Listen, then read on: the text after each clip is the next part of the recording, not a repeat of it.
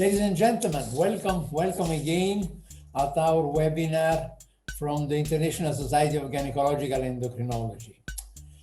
These webinars are done in the waiting time till the World Congress of Gynecological Endocrinology, who will be next 2 to 5 of December, all online. And today is we have a particular pleasure to introduce you the topic and the speaker. The topic is the polycystic ovary, and we will focus that one on two points of view: the brain phenotype and the metabolic dysfunction. And we have two speakers, both of them they are members of the ISG board. First, Sarah Berga. She is professor and chair of obstetrics and gynecology at Jacobs School of Medicine and Biomedical Sciences at University of Buffalo, SUNY, and medical director of Women Health Program Development of Caleda Health.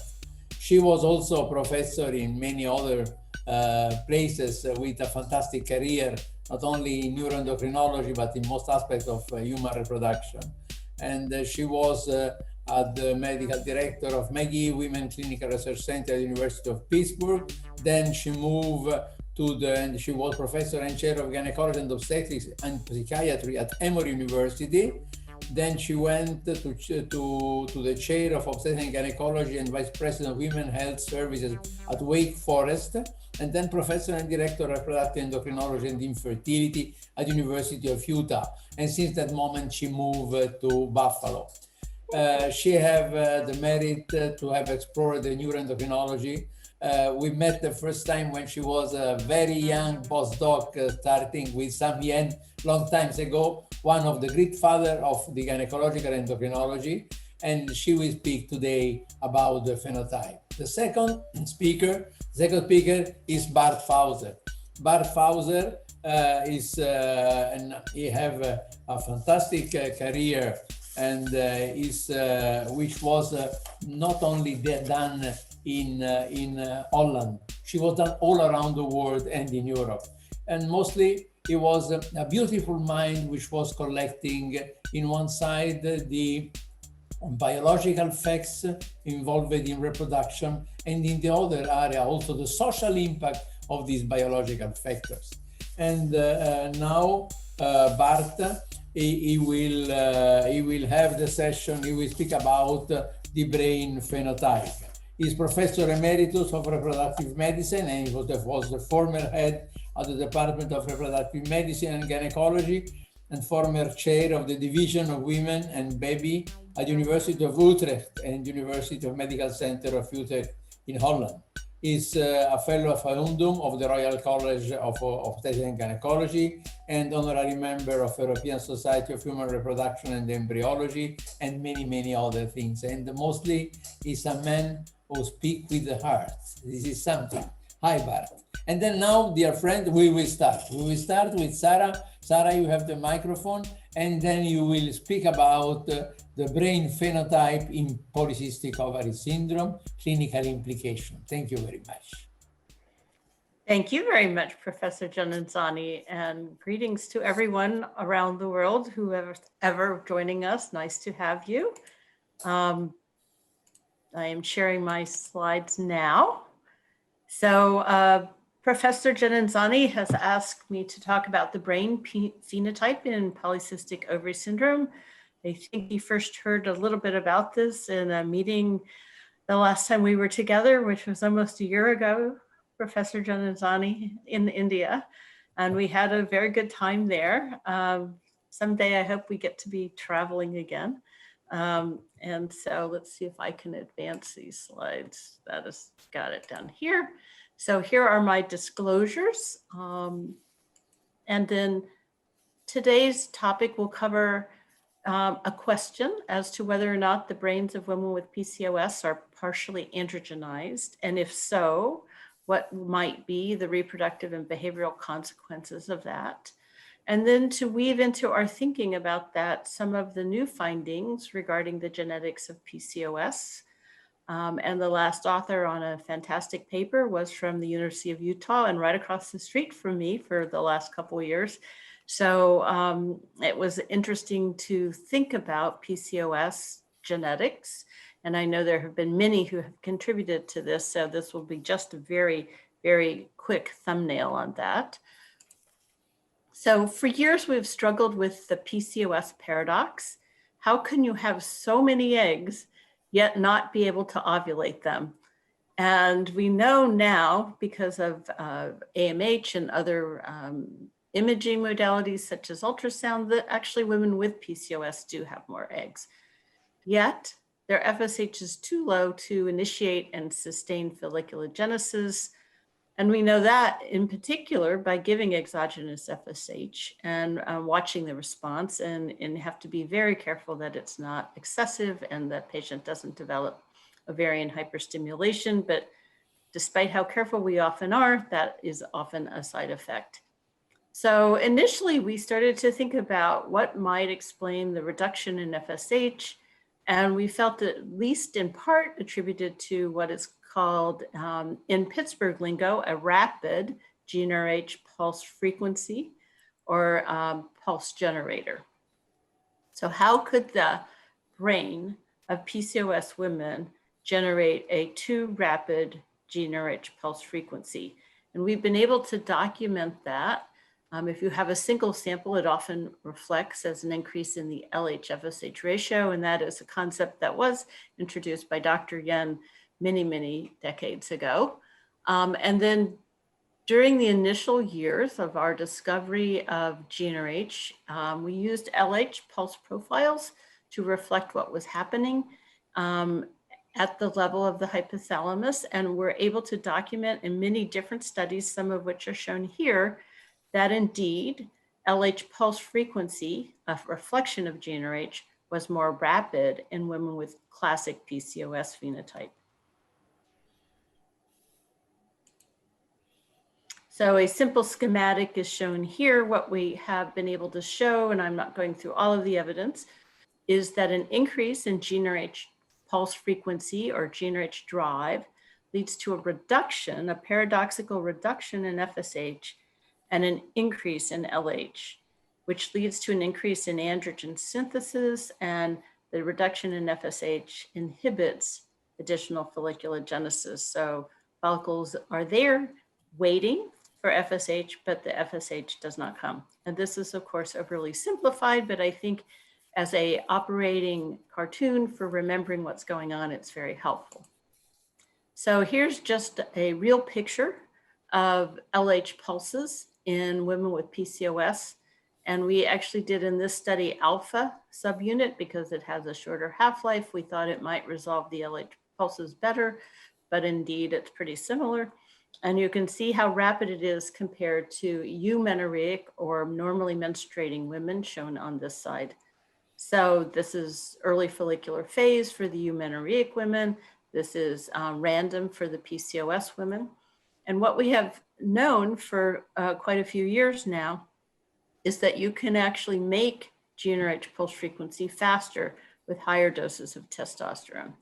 And so this brings into view the question as to whether or not GnRH pulse frequency being faster in PCOS is in fact a reflection of ambient androgen levels. Another facet of this that perhaps deserves amplification is the idea that the GnRH pulse generator is actually less able to be suppressed by standard doses of hormones. And so there may be an alteration in feedback as well as a rapid pulse frequency. And here we show an early study of ours in which we tried to suppress LH and FSH with oral contraceptives, estradiol, testosterone, and androstenedione. And we were not able to fully suppress, even after 3 weeks of standard oral contraceptives, androstenedione to the full extent that we did in eumenorrheic women. And you can see that there's a persistent elevation of androstenedione in women with polycystic ovary syndrome in this study. Others have replicated this study. John Marshall's group at the University of Virginia actually has done quite a lot of work on this topic. And here's just another study showing what happens to LH pulses in eumenorrheic women on oral contraceptives. And here's what happens to LH pulses in PCOS women on oral contraceptives. They just couldn't be more different. And when you take eumenorrheic women off oral contraceptives for a week, the pulses start to come back, but they're not very robust. In PCOS women, they rapidly return. So actually, Dr. Marshall's group looked at whether flutamide would play a role here, and he found that it did. So flutamide is an anti-androgen, whereas metformin did not restore the sensitivity to suppression by oral contraceptives in PCOS women. So this suggested that androgens, again, are playing a role in the brain phenotype of polycystic ovary syndrome. And this is a review article by Chris McCartney and Dr. Marshall, just kind of amplifying the brain elements that are important to understand. So the GnRH pulse generator in the hypothalamus, rapid GnRH pulse frequency favors LH and limits FSH. And then that's reflected in the circulating gonadotropins. So this is showing the physiology on this side and the anatomy on this side. So we think of the cardinal features of PCOS as shown here: chronic anovulation, polycystic ovaries, hyperandrogenism, gonadotropin aberrations, insulin resistance, and metabolic syndrome, and android habitus with truncal obesity. There are other elements that we might want to weave into our thinking, and the question we've been grappling with is whether or not this is a polygenetic disorder. So you could think about this in this way. You could have a single gene variant, you could have multiple gene variants, and you can have a gene times environmental interaction. And you could have single phenotype or no single phenotype. And I think for PCOS, we've all decided there is no single phenotype. So for last 20 years, there's been an amazing amount of really illuminating investigation to try to understand the genetics of PCOS. And it's really hard because it is so variable in its presentation. People argue about the criteria, and it may actually vary in different parts of the world. So this was a very large study that the last author of which was in Utah at the time. And you can see that they were able to use a number of different databases. So large-scale genome-wide meta-analysis of PCOS, including the 23andMe database, which is housed in Utah, to define some genetic loading, which is shown here. So this is adjusted for age as well. So they found 14 variants in this large data set, 3 of which were new and 11 of which had been previously described. And some of these actual variants were associated with hyperandrogenism and gonadotropin regulation. And there was a shared genetic architecture between those features and metabolic traits in PCOS. And there were some other variables that associated with these genes, including timing for menopause, fasting insulin, and depression. There was also male pattern balding. So I think we've been able to say now that there are multiple gene variants, no single phenotype, and there more likely is also an environmental interaction. And we're going to hear more about that later. Our laboratory has been working on whether or not the reproductive and metabolic features of PCOS might actually be approximately altered by changes in GABAergic activity. And to try to get at this, we've done a number of investigations in humans. So basically our overarching hypothesis is that either insulin resistance or hyperandrogenism alter GABAergic functioning, which in turn activates the cascade that then alters GnRH pulse frequency. So I find this particular diagram, which is by Navarro and Kaiser, to be particularly illuminating for thinking about this area of the brain, because it's a part of the brain that we may not so commonly think about every day, even in our clinical activities. But GABA is a neuronal system that sits in the hypothalamus and is altered by both metabolic signals and reproductive actions, as well as other central neurotransmitters, including serotonin. And then it plays on this completely complex cascade, which ends with candy neurons, which is now, we understand to be mostly kisspeptin that regulates GnRH. And this is an excellent review paper for those who are interested in this kind of area of investigation. So we know that through this cascade, you get regulation of GnRH at the level of the portal vasculature, and that leads to the release of LH and FSH. More recently, investigators have found that AMH plays a role in this as well. And so now we have a really interesting story to think about AMH, not only as an indicator of oocyte count, but also as a regulator of GnRH neuronal activity, including pulse frequency. And this was a wonderful paper that was released a couple years ago, a huge number of international collaborators, all of whom are name brand in their own way. And they showed that GnRH neurons express AMH receptors, that AMH could act directly on GnRH dendrites and terminals, and that by doing so could increase GnRH and LH pulsatility. Such a beautiful paper.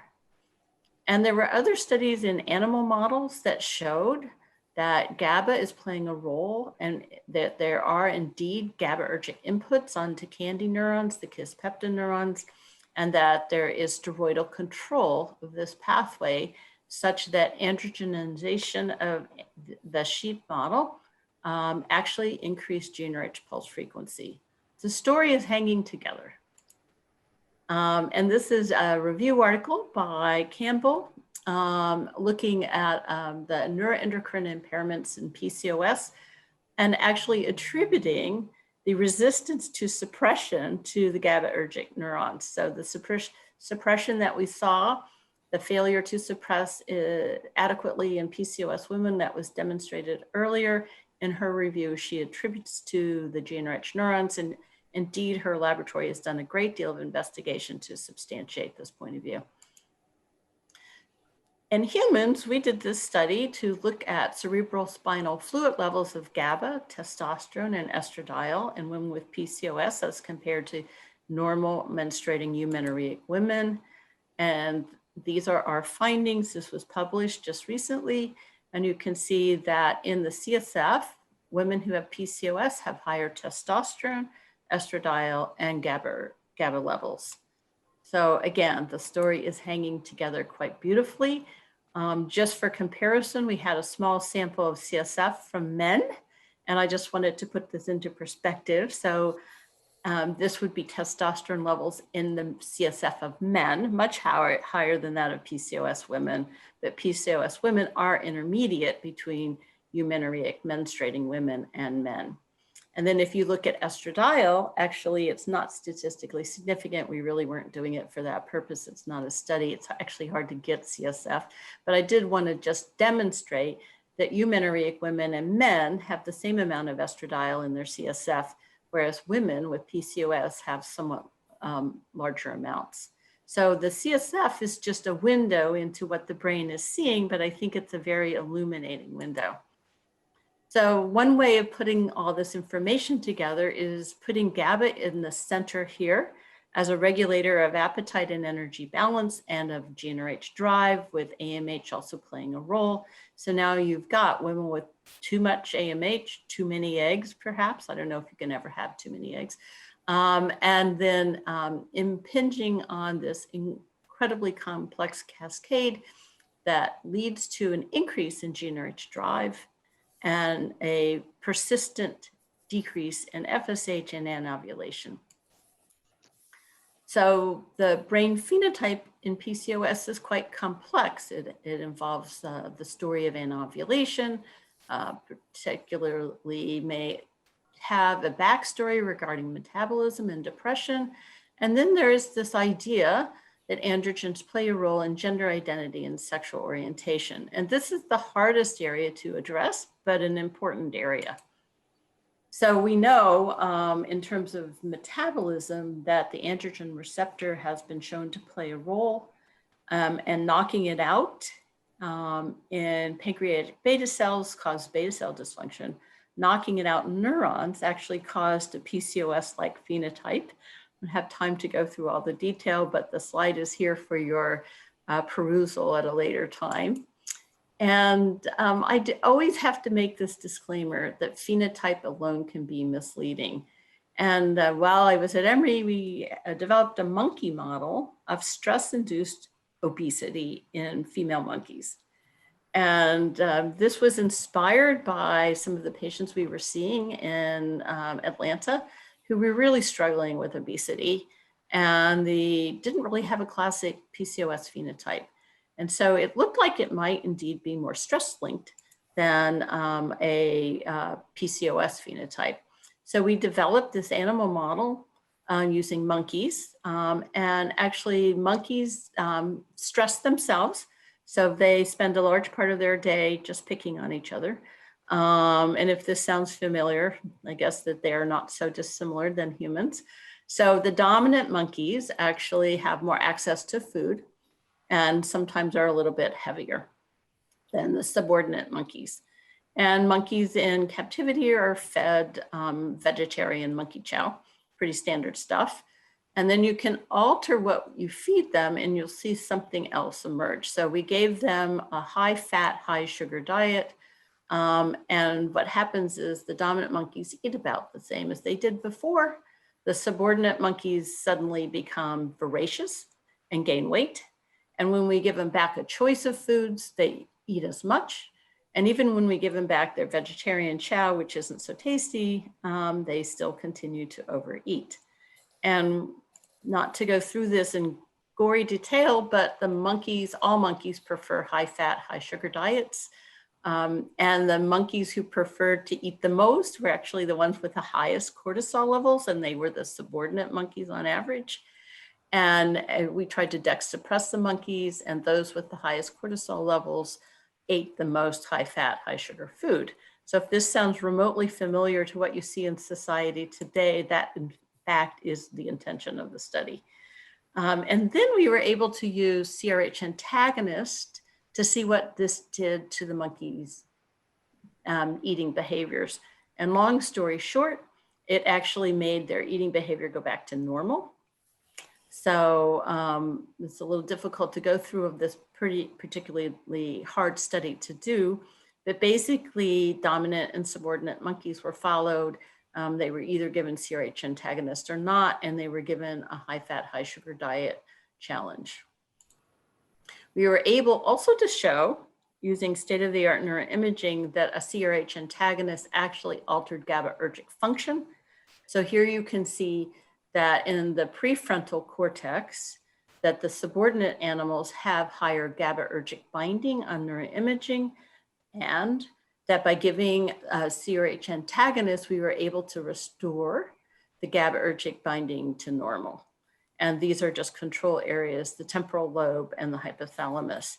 So this CRH antagonist was made by Wiley Vale, who was in San Diego at the same time that Dr. Fauser and I were. So it kind of, I put this in because it's got fun memories for me to think about. And Dr. Riviere is no longer with us, so it's a tribute to him. So stress-induced obesity may mimic PCOS. And I think when we go through our studies, we need to be careful to think about that. And what's interesting is both types will have low FSH, but for different reasons. And so the therapies we may wish to institute may be different. And I think one of the ways we are grappling with this now is to understand what's different about stress-induced obesity and classic phenotype PCOS. So just a few closing words about brain differentiation and gender diversity in PCOS. There's not a lot done on this. We do know that there are major differences in the brains between men and women.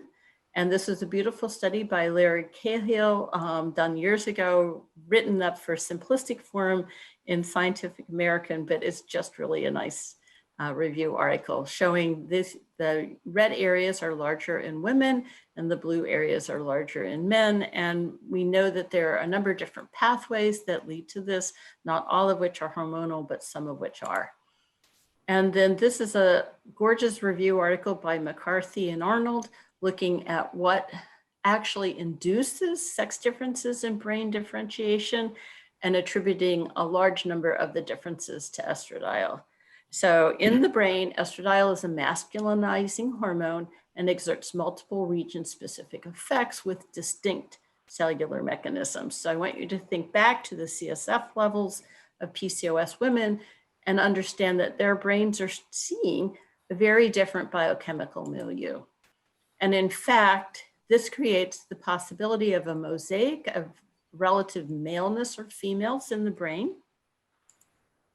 And so I've made these slides a transition between blue and pink here to indicate that women with PCOS may in fact rest somewhere in the middle and not in a neuroimaging study or in a behavioral way be identical to females or the same as men, but somewhere in between. And in fact, there is some data, not a lot of data, and not so much that you could really point your finger to something to say that is a simple take-home message, but just to let you know that women with PCOS are less likely to identify with a traditional female gender scheme, are more likely to view themselves as androgynous or sexually undifferentiated. There's also some suggestion that this kind of milieu may lead to other disorders, and certainly we saw the link in the genetic studies with depression, so we're now wondering what the link is and whether it's hormonal. This is another study showing that androgen levels were higher in lesbian versus heterosexual women with PCOS.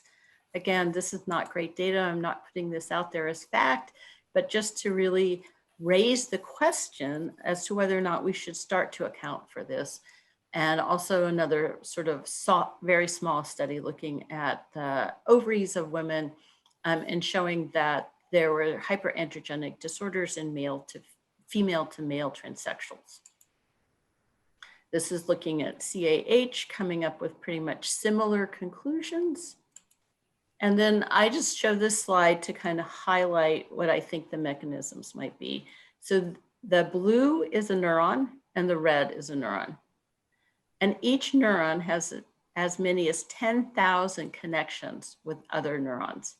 So you think about a slightly altered milieu, and all this connectivity is influenced by sex steroids, particularly estradiol in particular, and suddenly you have the potential for a lot of variation. So I think where we are now is thinking about the brain of PCOS women as having been both imprinted and sustained by a variable hormonal milieu, leading to a highly variable presentation of a complex genetic disorder, but really reflecting androgenation of the brain and potentially with gender consequences as well as infertility consequences. So I appreciate your attention. I hope I've raised more questions than answers, but given people a new way to think about PCOS. Thank you. Thank you very much, Sarah. It was a beautiful lecture. I'm sure we will have a lot of questions after. And then now it's my pleasure to give the microphone to Bart Fauser, who will focus polycystic ovary in a different way. He will speak about metabolic dysfunction and its implication for reproduction and beyond. Good day, dear colleagues all around the world. Thank you, Sarah, for your beautiful and insightful lecture. And I think mine is pretty complementary, but it's very, very different. So metabolic dysfunction in PCOS. And indeed, it has been mentioned before. It's fun to be here together with Sarah. Our path has crossed during our careers, but we both started when we were younger than we now are in San Diego quite some time ago.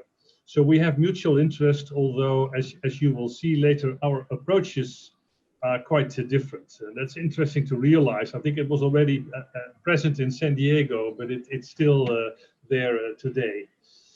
So my disclosures, there's not much I can say about that. It has been mentioned to some extent by Professor Janazani. I think I wrote an editorial about this not so long ago and made a colleague who truly has no conflict of interest now please stand up, because we all have our activities, you know, we are active in society, we all have commitments which may or may not sometimes be considered a conflict by others.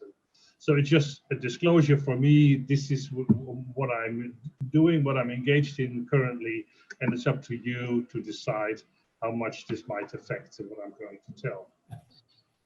Polycystic ovary syndrome, I think, like Sarah, has been an interest of me basically since the early days in San Diego. And at that time, it really was, I think, a condition focusing on reproductive disorders. It was a gynecological disease, if you may say. We had these meetings and they were all gynecologists and we all knew each other, the clinical researchers, and there was always, there was agreement and disagreement going back and forth. It was mainly focused on infertility, but also irregular bleeding, the use of contraceptives, but it was again, all hirsutism, all focused on reproductive phenotype and reproductive disorders. And we completely, at that time, ignored anything else.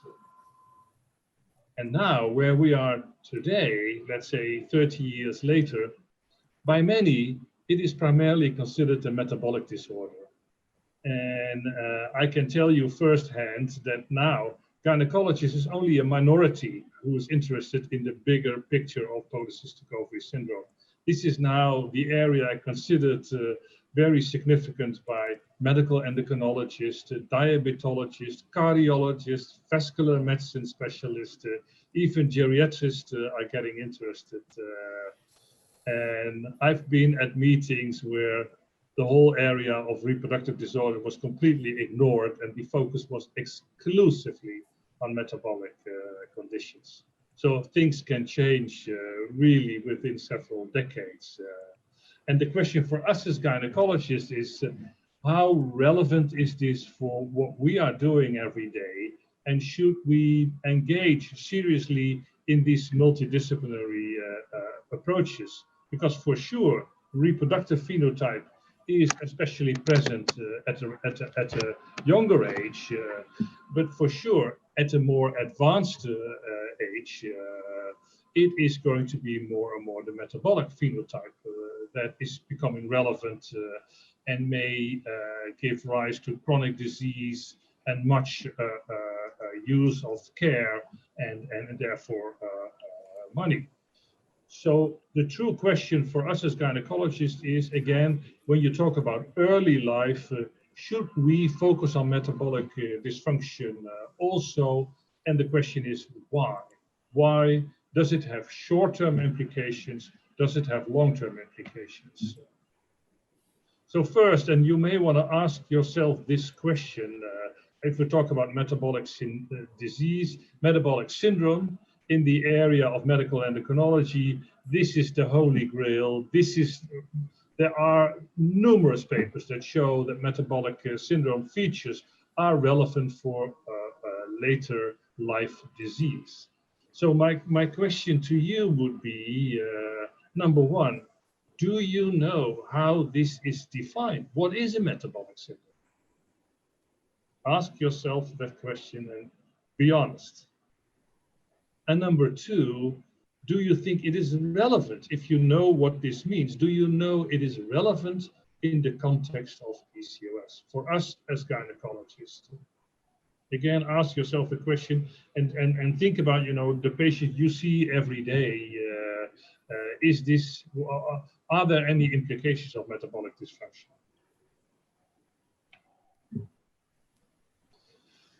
Now, this is the definition of the metabolic syndrome. There are 5 features which are fairly easily to screen: visceral obesity, insulin resistance, hypertension, high triglyceride levels, and low HDL cholesterol levels. And if 3 out of those 5, or at least 3 out of those 5 features are abnormal, then you can be diagnosed positive with the metabolic syndrome. And again, there are numerous studies to show its long-term health implications of having a metabolic syndrome.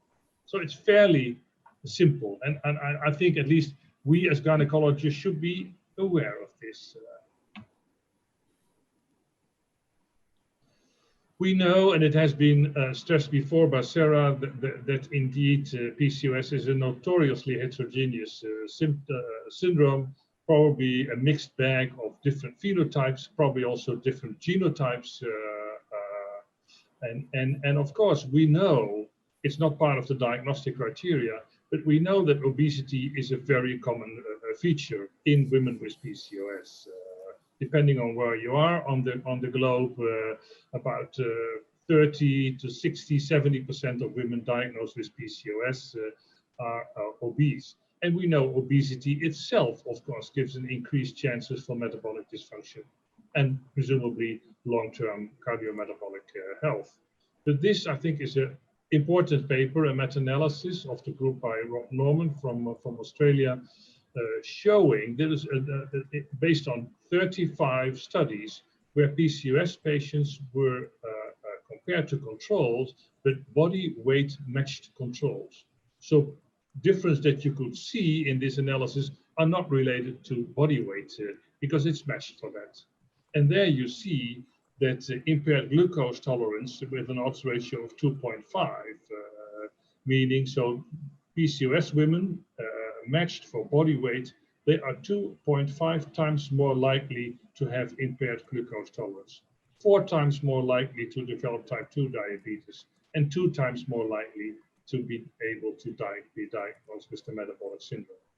So this, I think, convincingly showed that metabolic dysfunction in PCOS may be exaggerated by obesity, but it's not caused by obesity. PCOS itself is an independent risk factor. And so we know already at young age there are biochemical abnormalities, if you wish, giving rise to a diagnosis of metabolic dysfunction. There's more often hypertension, insulin resistance, obesity in itself. There are quite a few studies and meta-analysis. I'm going to show you one. When you look at surrogate outcomes for later life disease, like type 2 diabetes, if you wish, but also IMT, intima media thickness, which again in cardiovascular world is the gold standard for predicting cardiovascular disease. So there are quite a few studies showing that surrogate outcomes in PCOS are abnormal. And in the earlier days, let's say in the 90s, early 2000, there were several studies suggesting that there was an increased risk for cardiovascular disease in PCOS women in later life. So the true events. This is one of the examples of an IMT meta-analysis comparing PCOS patients versus controls, and you can see at the bottom here that IMT is thicker in PCOS patients compared to controls, so more abnormal, more signs of atherosclerosis in these women. So just a few words, because it's beyond the scope of my presentation today, but I find it very, very intriguing. How about future health? So these relatively young women that we see, they have basically many of the risk factors. Signs of metabolic dysfunction, insulin resistance is very common, and obesity is very common. And all medical endocrinologists can tell you, wow, with these 3 features, you are much more likely to have real life disease conditions later in life. But that picture is not at all clear. You may know that my colleague and friend, Professor Basil Talatsis, and myself, we organized several ASHRAE ASRM sponsored, endorsed PCOS consensus. This is the third one, and I can assure you the last one, there's not going to be a next one. The third one is about 10 years old, and we organized this in Amsterdam, and this was about women's health aspects of PCOS. And one thing was clear at the time, again, 10 years ago, that there was uncertainty as far as later cardiovascular mortality, which also includes myocardial infarction, stroke, death. It was not at all clear. Again, despite all the risk factors. And at that time, I looked at the different societies and their recommendations for screening of metabolic dysfunction. And I can tell you that there were not two societies that came with the same recommendations. So they all had their own recommendation about what to do, how often, when to start. And of course, at the end of the day, you know that when you see these differences in recommendations, you know, we don't really know. We do not really know. We don't know the natural cause of disease. We do not know how PCOS patients will develop later in life. And of course, what you need for that is long-term follow-up studies, and I'm going to show you a little later. More recently, there are additional guidelines by the European Endocrine Society, by the American Endocrine Society. There's one paper which I think in the gynecological field has received quite some attention. Helena Teed organized an international evidence-based recommendation. And here, look about the screening for cardiovascular disease. I'm not going to even go into the details. It's very complex and it's clear. It's not based on evidence. We just do not know what to do. And why? Because we don't really know what it means. And if you're interested, the guideline is available on the internet as a PDF. It's published both in Fertile Still and Human Reproduction. So you can check this easily. And this is just to add, and there's more, but one piece of data, which is our work together with the Utrecht group, which we published just very recently, and you may not have seen this. This is, I think it's important to mention, this is a prospective cohort follow-up study. So these are women that we diagnosed on average 20 years ago with PCOS. And now we saw these women again 20 years later. Think about it, you know, in terms of how to organize that. 20 years later, we saw these women and we did an extensive cardiovascular screening in these women. 200 women and two age-matched population controls, very carefully matched. Again, you can find the details in the paper. And there we find, very much in line with many other recent papers, that when you look at cardiovascular risk, low, intermediate, and high, and compare this in our PCOS population versus controls, there is no difference. Mind-boggling, again, and there are several papers coming to exactly the same conclusions. So then I think that this is closer to home, and I think more straightforward. We also thought, you know, are these metabolic abnormalities, more subtle, but that you see early at reproductive age, are they related to pregnancy complications and maybe future health of these children? And there again, what you need is prospective cohort follow-up studies. So most of these PCOS patients were diagnosed in an infertility clinic. You know, they went through ovulation induction, infertility treatments. We followed the pregnancies prospectively. We followed the birth features of these women, and even we followed some of the children. And I can tell you, it seems so obvious, but in the literature, you will hardly find any studies that have been able to do this. So usually it's cross-sectional. So you just take a group of patients or pregnant women, and then you do an intervention, you know, about metformin in pregnancy. There are hundreds of studies, but this is just cross-sectional. Usually you don't know what happened before. Usually you don't know what happened after the intervention. So we did something very, very different. And I can tell you, very time consuming and labor intensive. So like many other gynecologists, our early day interest in PCOS was basically ovulation induction and making infertility treatment safer, reducing multiple pregnancies. And also, we, maybe ignorant as we were, we thought that if we solve the multiple pregnancy issue, all problems are over. And now in our hands, whatever, more than 95% of pregnancies in women with PCOS are singleton pregnancies. And we started to think more broad and looked into pregnancies. And this is our work. I can tell it's a very frequently cited paper. We were the first to think, let's see in the literature and let's compare how do singleton pregnancies in PCOS women do compared to singleton pregnancies, non-PCOS women. This is again odds ratios, and there you see what is more common is gestational diabetes. When you think about it, it's not big news. It's not very unsurprising, but we never thought about it carefully, and apparently many others didn't.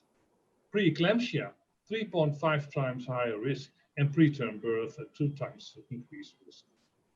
Here there are two. Now there are 5 additional meta-analysis, subsequent meta-analysis, all confirming the data, our initial analysis. So this is pretty robust. Even singleton pregnancies in PCOS women, they are at increased risks.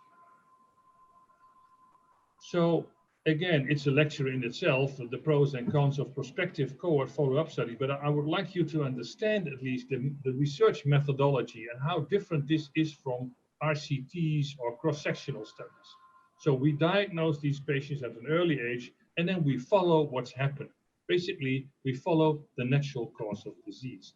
And we've done that for many other areas, which I will not go into. But for this presentation, the focus is cardiometabolic screening, which we did in a standardized fashion, and then we followed pregnancies and children follow-up. And this is a first publication about prediction models. You know this probably, you have a test and a disease, you have the 2 by 2, the test can be abnormal and the disease can be there and false positive, false negative. And it's an area under the curve which tells you how good a test is to detect a disease. And we developed a multivariate model in women with PCOS upon initial screening, which features could predict gestational diabetes to occur.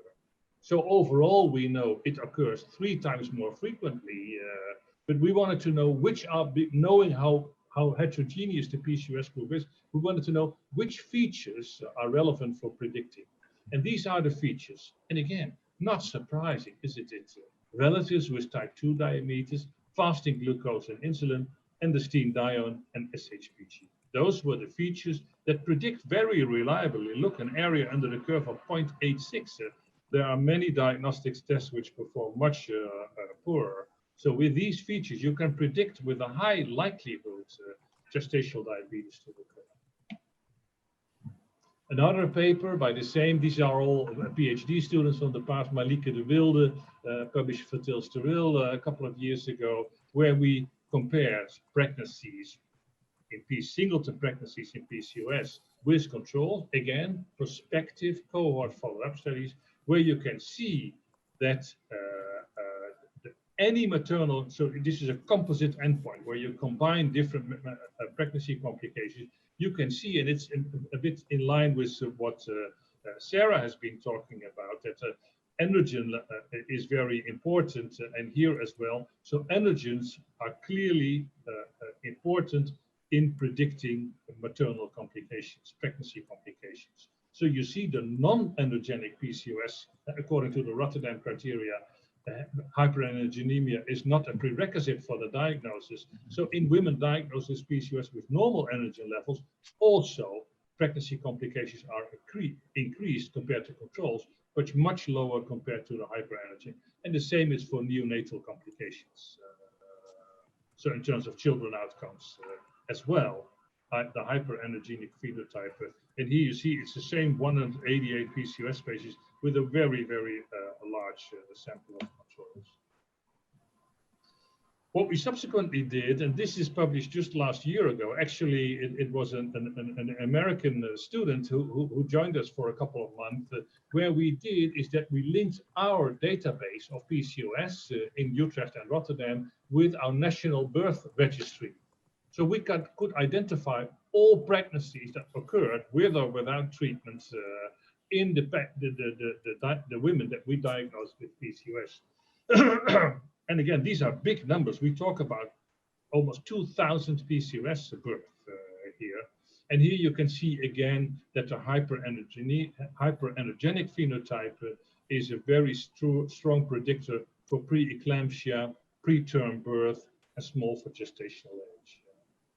And again, it all seems fairly intuitive, but I can assure you there are very, very few studies, I think, thoroughly designed to make this point.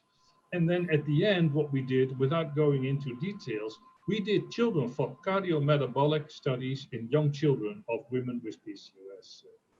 And we discovered that there were only 2 other groups in the world that published along the same lines. And it's a group of, in the US, from Rick LeGros, who followed these children, and from Sir Peterman in Santiago in Chile. And we approached them and say, could we bring all the data together and make a firm analysis of how PCOS children are doing? And we did, and we published it just 1 or 2 months ago in Human Reproduction Update. And this just shows you, we looked at both genders. I was very interested in, do boys develop different than girls? But also, you see at all age groups, from very early on until puberty, way into puberty. I will not go in details, but it shows that already at a very young age, there are subtle metabolic abnormalities in offspring of women with PCOS. So towards the conclusion now, and this I think in a way links to the first presentation by Sarah. So is it the androgens during pregnancy and fetal development and fetal brain development, male and female, are affected? So is it nurture? Is it the environment? Or is it nature? Is there a complex genetic predisposition that inherits from the mother to the child, where no matter what you do, this child will have the same abnormality as the mother. We don't know yet, but I think it's a very, very crucial, because in a way we know at the Barker hypothesis saying, the health of the woman before she gets pregnant is vital in determining a healthy pregnancy, good perinatal outcomes, and future life. I think now there is very convincing evidence that it is the case. So in that respect, please think about, should we focus on screening cardiometabolic abnormalities in infertile women in PCOS? For me, it's no longer a question. Of course we should. And why? Because we know that health of women themselves is relevant for pregnancy. We all want, to focus on an uncomplicated pregnancy and a healthy child. So there's certainly something we can do about that by screening women thoroughly before they get pregnant. But still, of course, the nature-nurture discussion remains. So then these are cardiovascular disease in women. And I think in the Netherlands, I'm not sure in the rest of the world now, is gaining a lot of attention in the world. In the earlier days, when I was at med school, cardiovascular disease was a male disease, considered a male disease. And now we know it is at least as much a female disease than a male disease. It's just 10 years later. The estrogens protect. And this opened my eyes. It was a beautiful Eshrei Capri workshop now, 15 years ago, showing convincingly, all the literature's there. And now I can tell you it's not much different. It's not often, it's much less diagnosed in women, cardiovascular disease. And later, if it's diagnosed as later, it's treated less and less adequate. There's more immediate hospital death. There's more long-term sequelae from cardiometabolic dysfunction, and there's more overall death. So we have to ask ourselves, how do we translate this kind of information, which again has nothing to do with PCOS per se, it's a much larger picture, but how is this related to PCOS? Is it related to PCOS? And if so, how? So then these are my final personal comments to conclude. So again, it's a no-brainer. PCOS is extremely heterogeneous by definition, so we have to be careful to not consider all these patients the same. There are clear signs of metabolic dysfunction already present at young age, number 2. Number 3, there is compromised pregnancy and children outcome, and probably especially in the ones where women will already show abnormalities before pregnancy. The long-term health risks remain uncertain, and this is a big enigma and a big question mark. How is it possible that despite all the risk factors, we are unable today, up to today, to clearly show disease and real-life conditions that go along with this? And then there's no surprise, there's no consensus on how to screen and follow up these PCOS women. And therefore, we have to be very careful with secondary preventive strategies. We first have to understand the natural cause of disease before we rush to secondary prevention interventions. I'm not sure whether you and the other speaker agrees with all my conclusions, but we leave that for the discussion. Thank you very much for listening. Thank you. Thank you, Bart. And then we will go to the discussion. First of all, I hope that everybody have understand why we had that fantastic webinar where we combine in one side the brain phenotype and the metabolic syndrome, and why still we have to face that female condition with a lot of study to do for their impact for the future life of the women and for the future generation too. Then we will start with the question. We have received several questions. First question for Sarah is related to the diagnostic criteria. Does knowing that there are multiple genes linked to the phenotype of PCOS change our diagnostic criteria? Should we be doing genetic screening?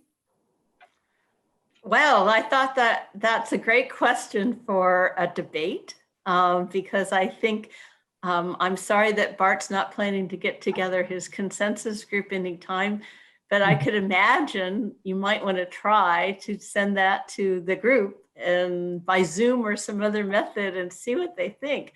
I think that's a great question. I would love to know other people's thinking, but I think sooner or later we're going to at least screen for some of the genes that are most closely associated with it and to try to understand if there are two kind of main pots, if you will, a metabolic pot and a reproductive pot, or whether that's always mixed. And there's been a suggestion by some of the authors on the genetics paper that there are really two main subtypes of PCOS. I think that has heuristic value for thinking about, but I don't think it's a fact yet or something that we've been able to implement in everyday screening.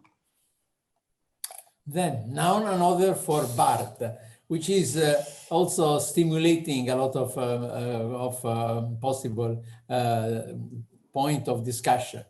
Is the metabolic dysfunction rarely accompanies polycystic ovary at young age, while we have apparently more heavy impact going on with the age of the woman? Can you comment about that? Yes, I can, and it may be related to the first question about the genetics. It is clear that PCOS is a complex genetic disease, and therefore there will be no single mutation being held responsible for the majority of cases. And it's just like any other main very common disease, like hypertension or diabetes. There's not one pathway, and for sure for PCOS it's the same. And because it's so heterogeneous, the initial GWAS study, Genome-Wide Association Studies, showed some interesting, but not very clinically relevant, only now when all the different groups put their act together. And now you see the paper that you are referring to, Sarah, that includes a meta-analysis of 20,000 PCOS, 20,000 PCOS patients. And now you start to get anywhere. And actually, I think last month in PLOS Genetics, there's again an analysis being done.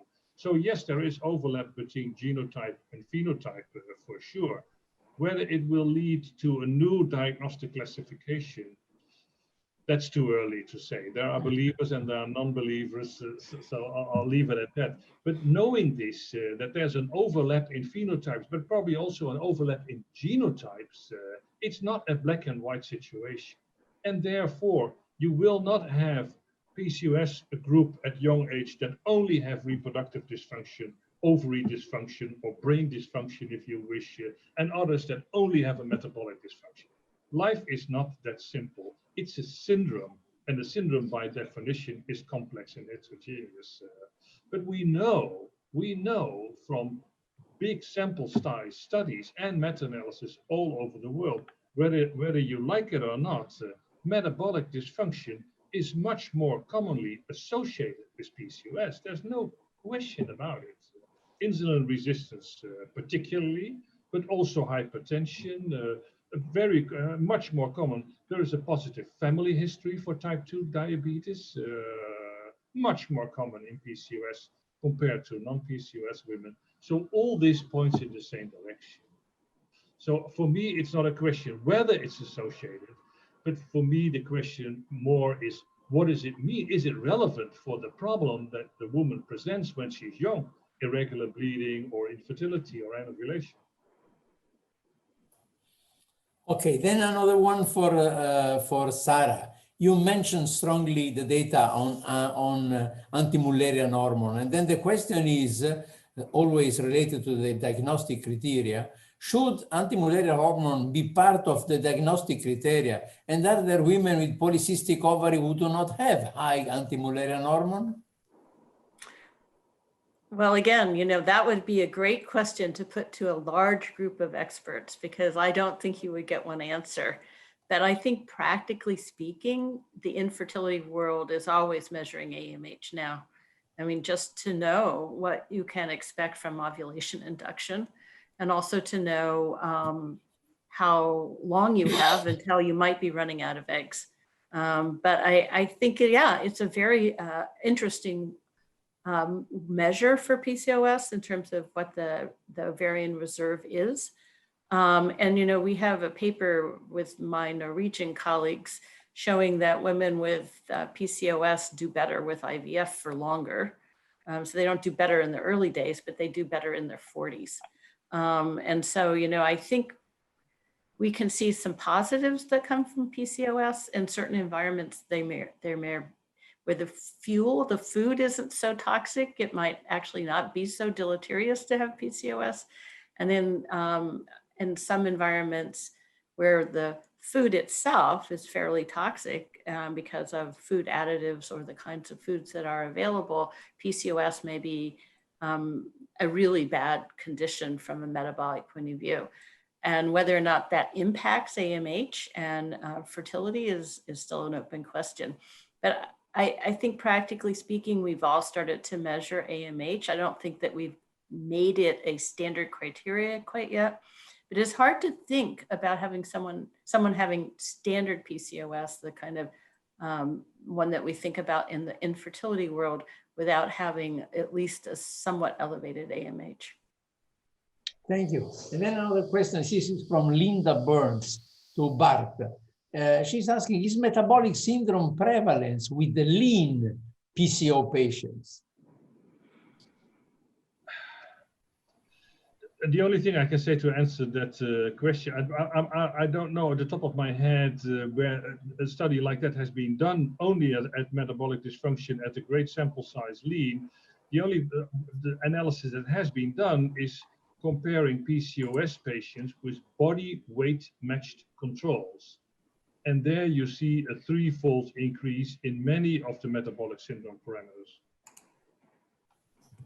Thank you. And then also We have another question for Sarah related to the subtypes. It's quite long from an anonymous. It has been suggested that there are two main types of polycystic ovary. One is called reproductive, and the presentation includes an ovulation due to increased LH-FSH ratio, higher androgens, higher anti-mullerian hormone, and thinner body habitus.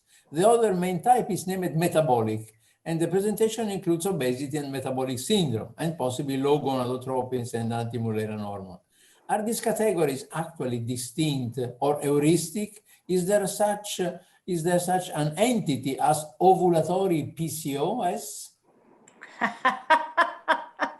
So ovulatory PCOS is to me something that doesn't exist, but it might in some people's minds. And I think it just shows us the problem with our diagnostic criteria, because, you know, Mother Nature in her manifold wisdom made all this variation.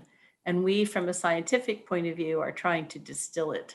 And I think sometimes we're at cross purposes. You know, so I believe we should look at the variation and harness it as opposed to try to suppress it. And I think, you know, genetics is letting us do that. You know, now that we can think more about variation, I think we can start to see that some of our simple-minded ideas might not be so clever. But I think the reproductive versus metabolic might actually be what the patient walks in with. So at certain phases, the patient is going to walk in and it's going to be about reproduction. And at certain phases, it's going to be about overall health. And, you know, for some people that can be early and late for both. So I think we need, at least as practitioners, to be always thinking about those two manifestations, right? The sort of reproductive manifestations and the metabolic manifestations. So for me, it's heuristic. It's just to put it out there to get people to think and to think more in a categorical way about the phenotyping we want to do. You know, what do we want to know? And that's when the gender part comes in, because, you know, what do we want to know depends on what the patient wants to know. Thank you. And then for Bart, what constitutes the most common pregnancy complication in polycystic ovary? It's clear that the most common pregnancy is gestational diabetes, by far. And did you have found that one in all the different groups, independent if they're European or originating from other part of the world? Yes, and it's interesting, when you look at the literature on gestational diabetes, it is considered, I think, the biggest enigma in obstetrics today. Gestational diabetes is very common. It's more and more common because of obesity. It is clearly linked to suboptimal children outcomes, perinatal outcomes, and child health. So it is considered the enigma in obstetrics today. But interesting, when you read big reviews in high impact journals, mostly written by diabetologists or medical endocrinologists, usually the word PCOS doesn't occur at all. So here you see it's still all the separate worlds. People live in different worlds. They all only look at what is in front of them. So here we need to get our act together, because quite for sure, knowing that PCOS is such a prevalent condition, that in the bigger picture of gestational diabetes, PCOS must be a very common condition underlying this. And that's what many medical endocrinologists don't know yet, don't realize yet. Thank you very much. And then another one concerning the long-term natural history for Sarah. Does chronic suppression of hyperandrogenism in adolescents with contraceptive change the long-term natural history of polycystic ovary? We started that idea a long time ago and it never got finished. And so first it was with oral contraceptives, and it was with gene-rich agonists. And I think it's a fantastic question. You know, if you could diagnose and intervene in a prolonged manner, what would be the end result? So if you did 20 years of suppression starting at age 15, Yes. what would that look like? And if people only stop the suppression to have babies, what would that look like for their pregnancies and their babies? I mean, I think, you know, if it is suppressible in a safe way, you know, the question is, why do we let it get worse? Because I think sometimes PCOS goes away, but it doesn't go away until you go through menopause. Menopause is later. So, you know, you have 20 or 30 years of potentially prolonged risk that may or may not manifest itself at age 70. But all along those years, you're in a world that is needing your input. You're, you know, whether it's reproductive input or other kinds of things, and you're struggling with your menstrual cycles and you're struggling with your mood. So if there's a way to intervene before this condition gets worse, I would be an advocate for doing it, but it would be great to have studies. And there might be population databases in which we could look at this. We will push for that through the International Society of Gynecological Endocrinology. And then now we Right. are approaching to the end with some other question. One is related to Bart. Is long-term health in women with PCO is distinctly compromised? Yeah, the question is still open. It's interesting when you look at the literature, the strongest evidence showing long-term health risks of PCOS was a paper in JCNM published somewhere in 2000, and that paper was withdrawn because of coding errors.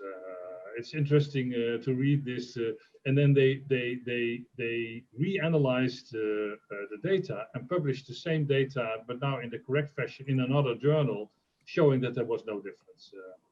And then the other, and this is cross-sectional studies, there are quite a few cross-sectional studies in postmenopausal women, where they identified PCOS women based on elevated androgen levels after menopause.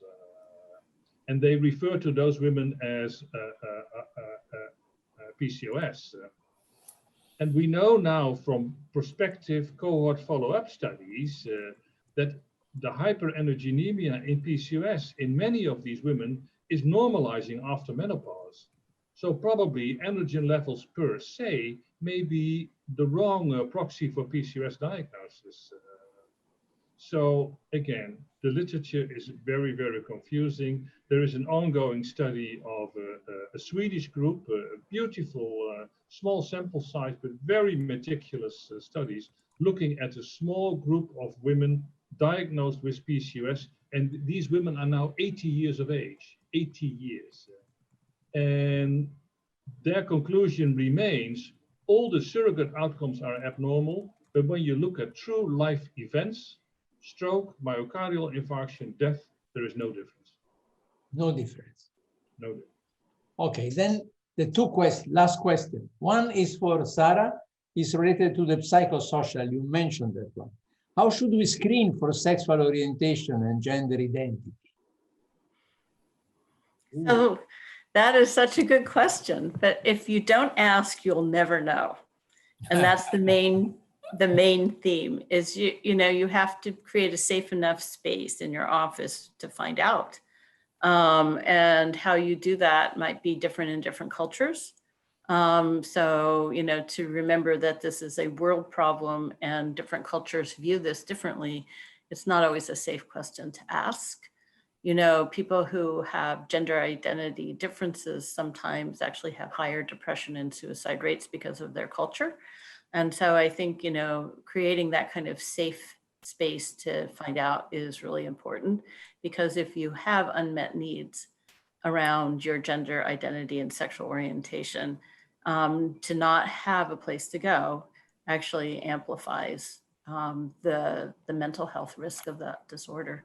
And so part of my talk is to create a compassionate plea around acceptance of the diversity.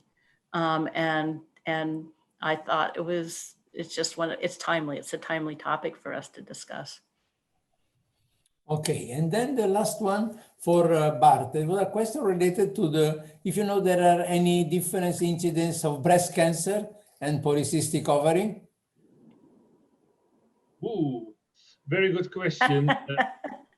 I think ongoing analysis keep on saying that breast cancer incidence is not increased in women with PCOS. And with the current knowledge, that can be explained because it looks an area, Andrea, that's more your area of expertise, but it looks like it's more the progestins that are relevant. Yes. This was the reason, because they are less ovulating than the other one, Although these women Yes. have normal, maybe high normal estrogen levels throughout life, they have much less progestin elevations because they're anovulatory. So that could very well be the reason, the biology behind the fact that breast cancer is not increased, despite people believe that this is the case. We need an extensive study on that. Then, dear friends, I thank all of you. We are still more than 200 present. We would like to thank Sarah and Bart. There was a beautiful session of where we have put together two different point of view of the evolution and the impact of the same disease in our female gender and what this is doing. And we have to remind that, as Sarah was telling us, that this is starting strong long before life, long before birth. It's starting during the fetal life, but have a huge impact during the older life, and then is inside to the causes of diseases in women. And then, dear friends, thanks to all, and thanks for being with us, Sarah, and good morning, and Bart, good afternoon, and enjoy the life. Bye-bye. Ciao.